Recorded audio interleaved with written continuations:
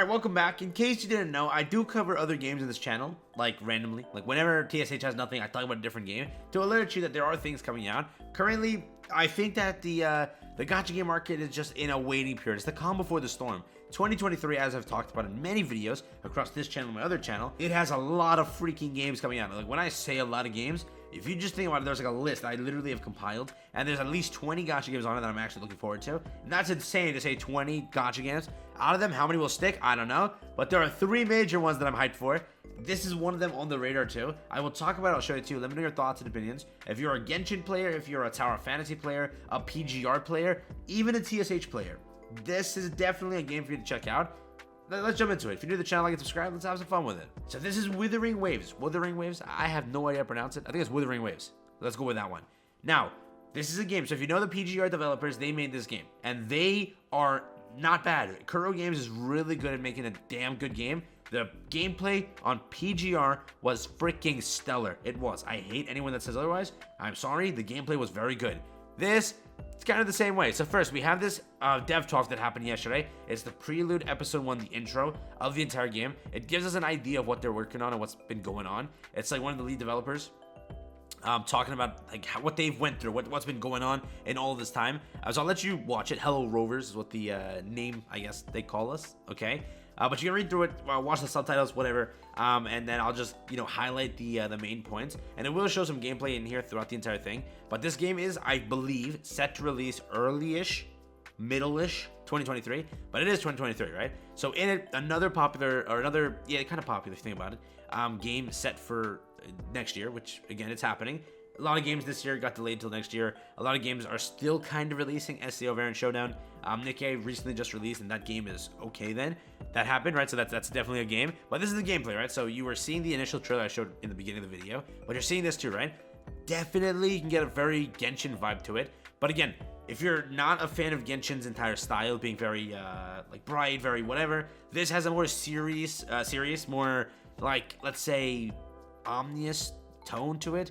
More this is a word like I'm leaning towards. I'm not gonna say adultish, but like it's a grim setting, right? It's like realistic, going off of that thing.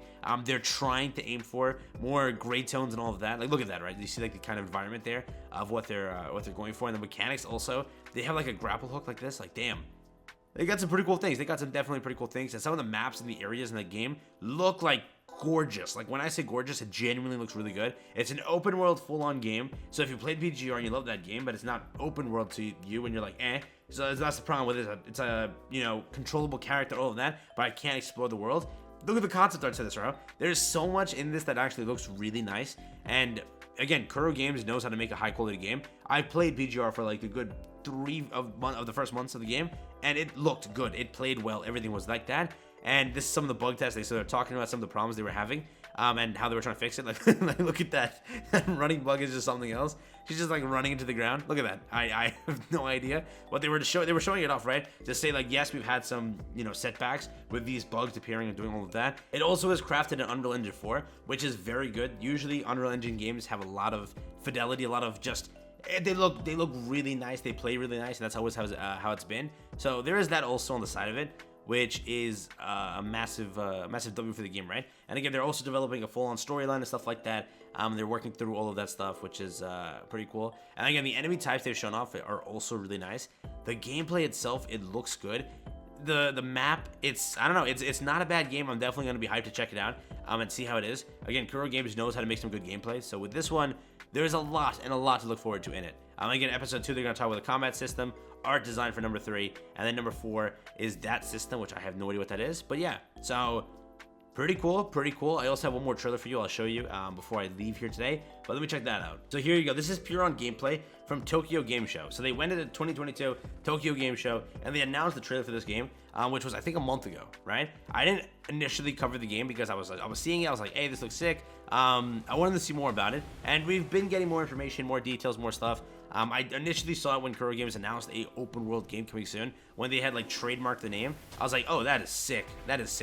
And as gameplay dropped, as things rolled out for it, I was like, yeah, this is it's looking definitely very PGR style. So they kind of had like all of that already made in PGR. They were able to reuse it in some sort of format and be able to just like make this as best as they could. Whatever improvements that that game needed, they improved it here definitely, and they made something that's nice. It looks again nice. So let me know, is this something that you would definitely test out or try out here? I can speed up the gameplay a little bit or just like forward up a little bit to see. But this is the cutscene, right? So like in the middle of fighting, a little bit of a cutscene occurs or kicks off, similar to what Genshin does. If you've watched it, if you've played Genshin, some of the Archon quests, which are really cool, have some really nice story elements and everything like that to it. But you can see right here, it's just, I don't know, animations go hard, everything goes, it looks nice, okay? So with it, the walking animation, some of the character designs and all of that. But yeah, if, again, as mentioned like 45 times in this video, you're a fan of Genshin, this is something for you. You're a fan of any of these open world hack and slash type games, remember solo leveling also exists, right? That's another game that's following this type of story or style where it's a hack and slash. Again, I don't know if they're going to go off of the open world thing. I do not think that game can manage open world. I think it's just going to be like situational. You jump into an area and then that's the fight. You move from each tile or story or a level of the tower, whatever, that type of thing. If they're, again, it's Netmarble creating it, so they'll do like the Grand Cross style. You just do your missions, you do all of that, but it's not like a full-on controllable walk around the entire map type thing. Again, it is a hack and slash, so you're controlling the character, but I don't think it's an open world hack and slash for the for like Genshin style. I don't think that's going to be the case, but there is this, which is that it's Genshin, it's open world. You recently played Tower of Fantasy. That game did launch off to be pretty good. I liked the gameplay as much as it was a little bit clunky, though the devs apparently ruined that game to like smithereens because of endless mess ups. But again, if Kuro Games doesn't mess up, they did launch PGR pretty properly, other than the monthly updates, which was very, very slow, which again, being a content creator for that game, that's why I never covered content moving forward after that, because 1 month updates were very abysmal, right? Because it's like you wait 1 month for an update, by then you have like 5 days worth of content, and then you just forget about the game again. So again, I don't think they ever actually changed it to where it's a little faster content updates. But again, for a game like Genshin, getting a month long of stuff like that of content is fine, because the game has so much to do, so much to explore, that by 2-3 weeks into it, then you start to get burnt out. But then the next week after that week, you'll get content. So that's fine for a game like that. So again, we'll see how it goes. We'll see what the style of this game is, how it actually turns out to be. Is it free-to-play friendly? All those questions still have to be answered. And again, when will this release? Will this release around a time when a different game is popping off? Because 2023 has too many freaking games releasing. Let's say 70s Origin releases around when this releases. That game is definitely going to destroy this one, just because, again, the 70s IP is applied. All of that's occurring.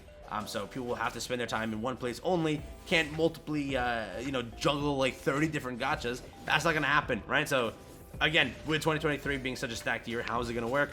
That's, again, I really hope that these games don't drop next to each other. At least give each game time to like breathe, right? So again, think about it. You have 3 games that I've been talking about. Full Metal Alchemist has to come global. There's Jujutsu Kaisen that has to drop. There's more than 3. What am I even saying? There is 70s Origin. There's Black Clover Mobile. There's Withering Waves. There's Zenless Zone Zero. There's Honkai Star Rail. There is so much freaking stuff that is releasing that I have no idea. In 12 months of the year, how are they gonna squeeze down all of these games in what month and what area of the month? So like, again, hopefully the timeline is correct and they don't ruin each other or step on each other's toes, where one game dies for no reason, even though it's a really damn good game, just because another game released that had the power to kill it, right? So that's how it stands. With it, again, you recently see that there was 2 games that released, Path to Nowhere and Nikkei, and one game did carry a lot of the hype to where one of them is less talked about. Yes, the other game is still fun. There's no problem with it. It's just it's less talked about, less viewed, watched, mentioned, because the other game exists, where it got more popular. That's all that happened. It's just a normal thing. But with it, yeah, that's all I got for you. Thank you for listening. But yeah, Withering Waves looking really good. Here's like the gameplay. You can see like the boss fights are nuts. I like it. I like it a lot. So that's been it. Catch you in the next one. Have fun. Stay safe. That's been it for me.